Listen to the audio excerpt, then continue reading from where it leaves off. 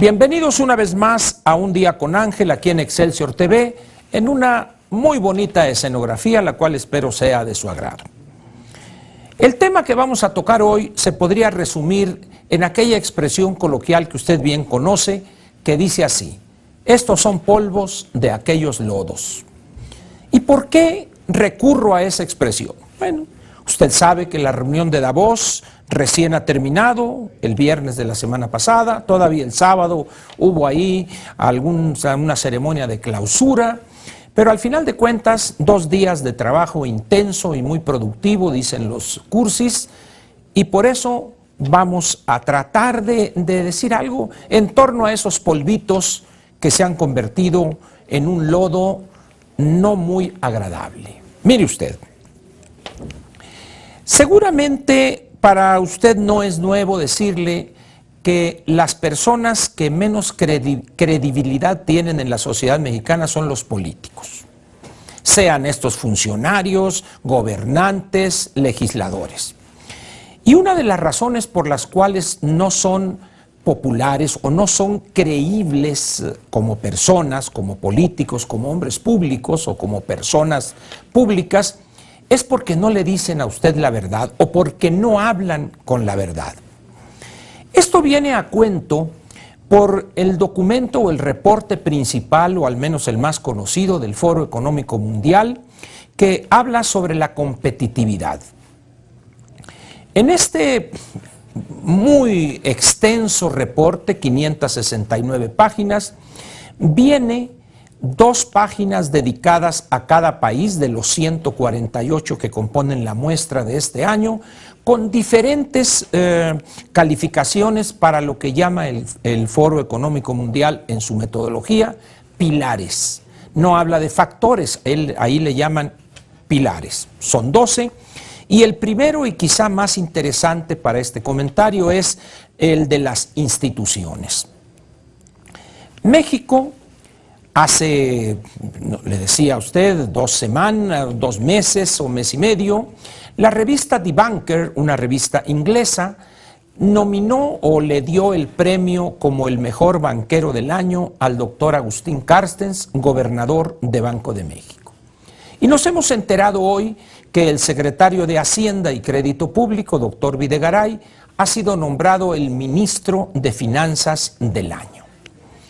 Usted se preguntará, bueno, con tantos premiados y tan importantes premios, ¿por qué la economía mexicana el 2013 nomás va a crecer el 1.2%? Y nunca falta el cínico que dice, pues yo preferiría no los primeros lugares, sino que tuviéramos un secretario de Hacienda en el 10º lugar, pero que hubiéramos crecido quizá al 3,5, 4%. Como puede darse cuenta usted, el crecimiento económico de un país no está en función de los premios por su desempeño que obtengan nuestros funcionarios, porque al final de cuentas, el criterio fundamental para evaluarlos por los ciudadanos y los agentes económicos privados tiene que ver con el crecimiento de la economía, con la creación de empleos. De tal manera, pues, que si lo quisiéramos decir coloquialmente, usaríamos esta expresión: menos premios, pero más porcentaje de crecimiento económico. Pero si buscamos las causas por qué, a pesar de tener tantos premiados, no crece nuestra economía, yo se lo voy a dar y lo voy a tomar de ese documento del Foro Económico Mundial. Si bien yo soy un crítico de este tipo de reuniones en Davos, pero he alabado, no ahorita solamente, sino en múltiples ocasiones, los reportes que elabora esta institución y además el hecho de ponerlos gratuitamente a disposición de los interesados. En la edición más reciente, la cual se dio a conocer unos días antes del inicio de la reunión anual en Davos, de este reporte sobre competitividad, México aparece ahí en una forma muy interesante. El reporte trae un apartado en la página correspondiente a México que dice: los factores más problemáticos para hacer negocios, refiriéndose a las respuestas que dieron los entrevistados en su evaluación o en su apreciación del ambiente de negocios en México. ¿Y cuál es el primero? El número uno es la corrupción. El segundo lugar es el crimen y el robo. Y entre los dos suman el 32%. Es decir, si nosotros quisiéramos ver el peso que tienen estos dos conceptos en la decisión o en el ambiente de negocios, los factores más problemáticos, como dije, son corrupción y crimen, y esto representa el 32%. Si yo le agregare uno más, el tercero, es una burocracia gubernamental ineficiente, el 14%. Quiere decir que en estos tres factores se explica el 47%, el 46% de por qué es problemático hacer negocios en nuestro país. Ahora bien, en este atlas o en este reporte sobre la competitividad de los países, ya cuando uno desagrega en estos 12 pilares y nos vamos al más importante, que son las instituciones, encontramos quizá de manera más clara por qué México no crece. No obstante, como dije al principio de mi comentario, nuestro banquero central es el mejor banquero central del mundo, de acuerdo a la revista The Banker, y nuestro secretario de Hacienda y Crédito Público es el mejor secretario de Finanzas también del mundo. Pues uno esperaría que con esas dos medallas de oro, pues México fuera el país que más creciera o que más hubiera crecido en el 2013, pero no es así. Y vamos a ver por qué México no crece a pesar de tantos premios de sus funcionarios.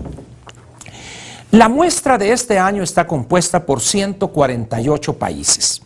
Y en lo que se refiere al desvío de fondos públicos, México ocupa el honrosísimo lugar del 105. Si nos vamos ahora a la confianza pública en los políticos, estamos también en el lugar 105. Si nosotros nos vamos al peso que tienen los trámites y reglamentaciones gubernamentales, es el lugar 111, y no olvide, de 148 países. Si nosotros nos vamos al costo que significa el terror o la delincuencia organizada, estamos en el lugar 110. Y los costos para los negocios del crimen y la violencia rampante del país, estamos en el 139. Y si resumimos en el crimen organizado, estamos en el lugar 143. Es decir, prácticamente somos el país que más problemas tiene o más baja calificación tiene, el lugar 143 de 148 países en el clima de negocios, el crimen organizado. Y el último que le doy para documentar su pesimismo, diría Monsiváis, confiabilidad de los servicios de las policías, estamos en el lugar 126. Con esos datos que le estoy dando, que vienen, repito, en el informe o en este reporte sobre competitividad del Foro Económico Mundial, no es algo oculto ni confidencial, es algo público a lo cual puede usted tener acceso libre en la página del foro, wef.org. Por esa razón no crecemos.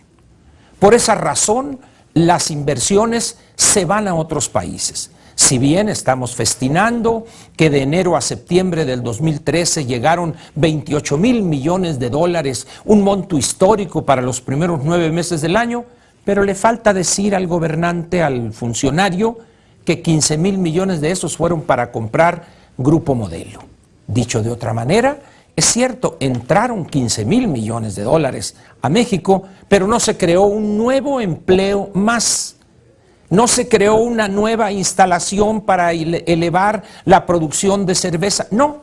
Y por el contrario, la visión de este grupo es reducir el número de empleos para hacer más eficiente la explotación de las instalaciones y recursos de Grupo Modelo. Sin embargo, fue histórico el número de 28,000 millones de dólares. Si le quitamos aquellos 15,000, vamos a quedar igual que el año anterior, el antepasado, etcétera. ¿Por qué razón, pues, México recibe tan poca inversión extranjera directa? Pues ya vimos ahorita los datos, los números, Y esa es la percepción que de México tienen los inversionistas externos. Y esa es la percepción que tienen también los inversionistas locales, los inversionistas mexicanos. Dígame entonces usted, ¿qué efecto puede tener el que tengamos el banquero del año o el ministro de finanzas del año ante estos hechos inobjetables? Porque no le estoy hablando a usted de algo que desconozca, no le estoy hablando a usted, por ejemplo, de un tema como variedades diferenciales o topología algebraica o espacios no lineales, no. Le estoy hablando de lo que usted vive cotidianamente, el crimen, la violencia, los asesinatos, la violación sistemática de la ley, el no respeto a las instituciones. Ante esa realidad, poco puede hacer un primer lugar en esto o en lo otro o en lo de más allá. Por eso valdría la pena que nuestros funcionarios, cuando hablan de la situación del país frente a la percepción que de él se tiene en el exterior y también en el interior, dijéremos las cosas completas, diéremos la visión integral. De esa manera, ¿qué pasaría con la población? Diría, tengo funcionarios confiables, tengo funcionarios que me hablan con la verdad, que no temen a hablar de los problemas que tenemos en el país. Por el contrario, si yo trato de arropar las cosas, de cubrirlas con un maquillaje que a las primeras de cambio se cae y me descubren cuáles son mis verdaderas intenciones o ven la cara toda fea que tengo, así no puede un político generar confianza, respeto y credibilidad en los ciudadanos. Ojalá y usted se interesare en estos temas y revisare este reporte del Foro Económico Mundial. Le repito, es un documento de libre acceso. Usted puede entrar a la página de esta institución y si no quiere ver el reporte completo, váyase usted a la página 293 y 294 y ahí va a encontrar usted estos datos que yo le mencioné. Ahora bien, si quisiera usted comparar cómo estamos frente a algunos otros países, pues yo le diría, mire, vea usted Costa Rica, por ejemplo, donde en el caso de México el crimen y la corrupción es el 32-33%, como le mencioné hace un rato. En el caso de Costa Rica, el crimen y la corrupción escasamente alcanza, ahorita le voy a dar el dato, 3.1%. Es decir, México es 10 veces más grave su situación por el efecto de la corrupción y del crimen que Costa Rica. Y ya no le digo a usted lo de Chile, Brasil, Colombia, Perú, porque es simplemente echarle sal a la herida. Por eso, pues, vale la pena que nuestros políticos entiendan que al final de cuentas siempre la verdad acaba por abrirse camino. Revise usted, pues, ese documento y nos vemos mañana aquí en Un Día con Ángel, en Excelsior TV, porque vamos a comentar sobre esta promovida reforma o publicitada reforma del campo mexicano. Ya verá usted que el tema será interesante. Muchas gracias, buenas noches y aquí lo espero mañana en Un Día con Ángel en Excelsior TV. Gracias.